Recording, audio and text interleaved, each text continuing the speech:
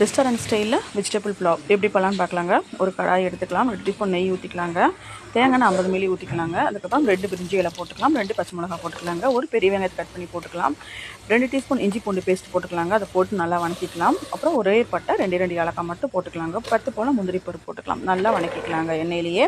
அதுக்கப்புறம் carrot, beans, பட்டாணி, double beans, soya ஊற வச்சு சேர்த்துருக்குறேன்.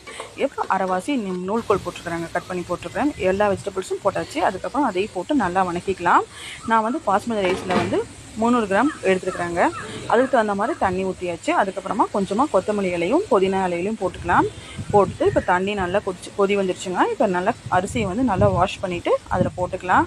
போட்டுட்டு நல்லா கலக்கி விட்டுக்கலாங்க. தீ வந்து கொஞ்சம் ஹை ஃப்ளேம்லேயே வச்சுக்கலாம். அதுக்கப்புறம் கொஞ்சமாக சுண்டி வரும்போது சிம்மில் வச்சுக்கலாம். இப்போ பாருங்கள், சிம்மில் வச்சு இந்த மாதிரி கலக்கி விட்டுக்கலாங்க. இப்போ முக்கால் பதம் வந்துருச்சு. இப்போ சூப்பராக வெஜிடபிள் புலாவ் ரெடி ஆகிடுச்சு பாருங்கள்.